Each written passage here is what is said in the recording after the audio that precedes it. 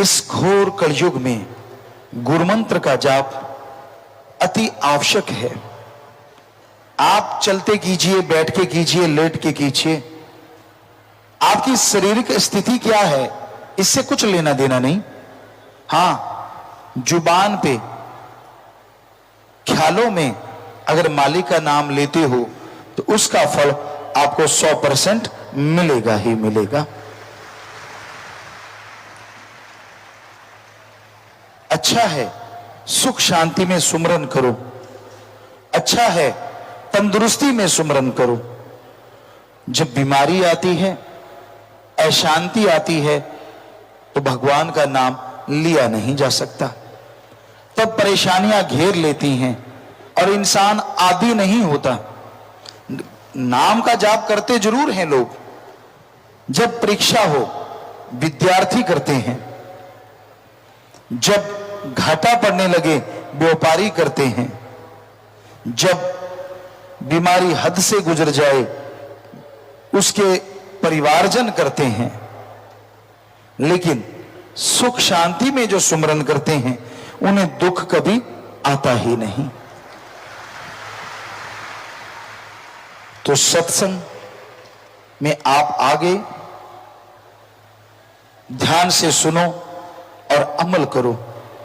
जब तक आदमी सत्संग सुन के अमल नहीं करता तब तक वो खाली रहता है, तब तक वो कोरा रहता है। अमल अति जरूरी है। आज का दौर बड़ा ही भयानक दौर है।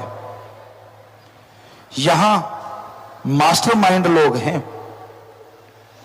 जो आपका दिमाग निकाल सकते हैं, अपना उल्लू सीधा करने के लिए आपको इस्तेमाल करेंगे,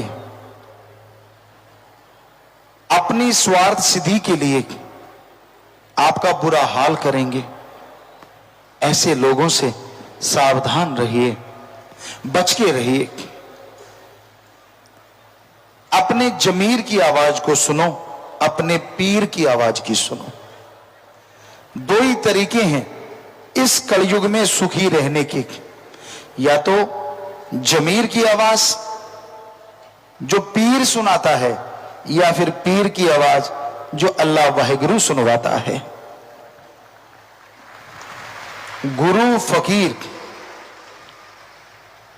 हर किसी के फायदे के लिए मालिक से दुआ करता है और वचन करता है। वो अल्लाह, वो वाहिगुरु, वो राम, वो गॉड सबको शिक्षा देते हैं। जो उनकी शिक्षा ले लेते हैं वो जिंदगी में कभी दुखी नहीं होते, और जो उनकी शिक्षा सुन के मानते नहीं वो दुखी रहते हैं। माने की गति कहीं न जाए, ना माने पीछे पछताए। इसलिए भाई, आप गुरुमंत्र लेते हो, उसका जाप भी किया करो। पैदल जा रहे हो, चलते चलते जाप करो। आपके अंदर आत्मबल आएगा, आपके दिलो दिमाग में असीम शांति आएगी। इस तरह से लगेगा जैसे मारुथल में, रेगिस्तान में तपती हुई रेत पे पानी बरस गया हो। कितना आनंद आता है, कितनी लज्जत आती है, वो कहने सुनने से परे होता है।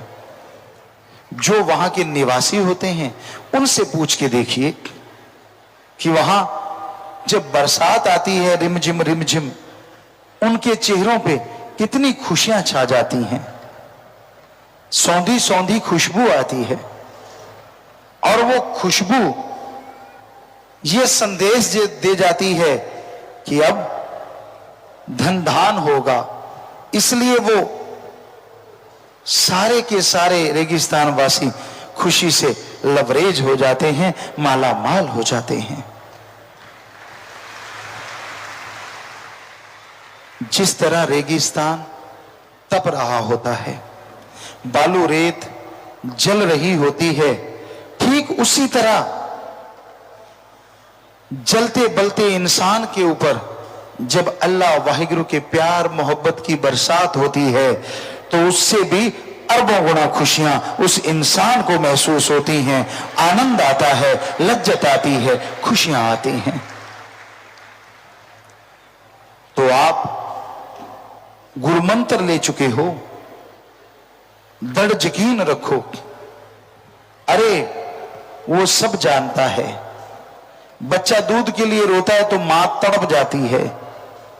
आप किसी चीज के लिए तड़पो, आपका बुरा हाल हो, गुरु भगवान को ना पता चले, ऐसा हो नहीं सकता।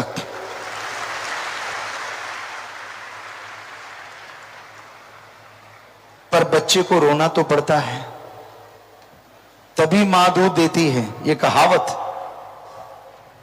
पर भगवान के पाने के लिए बाहर से रोना नहीं, अंतःकरण का रोना चाहिए।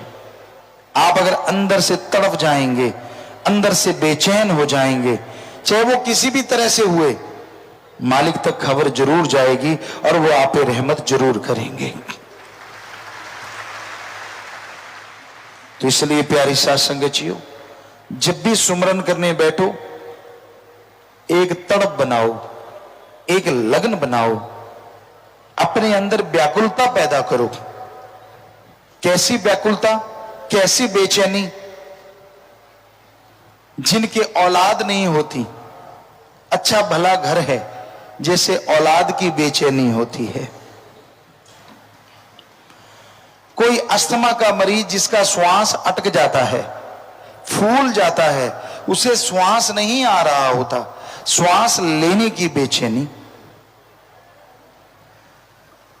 कहीं आप फंस गए और लगा कि मौत सामने खड़ी है, तो जिंदगी पाने की बेचैनी, जैसी वो बेचैनी होती है, वो रुपए में 100 पैसे है, ऐसी बेचैनी भगवान को पाने के लिए रुपए में 10 पैसे पैदा कर लो, वो आपके सामने आके खड़ा हो जाएगा। ऐसी व्याकुलता होनी चाहिए, तड़प होनी चाहिए, तभी वो भगवान के दर्शन होते हैं, तभी भगवान कृपा करते हैं। वो कृपा निधान है, दया के सागर हैं, रहमो करम के मालिक हैं। इसलिए सुमरन कीजिए, भक्ति इबादत कीजिए और उससे रहम दया की भीख मांगिए। अरे अगर भावना के सच्चे हो, सुख में सुमरन करते रहते हो, तो भीख मांगने की जरूरत नहीं पड़ेगी। बिन मांगे मोती मिले और मांगे मिले ना भीख। बिन मांगे झोलियां भर देगा, बिन मांगे लबालब कर देगा। वो ऐसा खसम प्यारा है, जो मांगोगे वो सब देगा, जो मांगोगे वो सब देगा।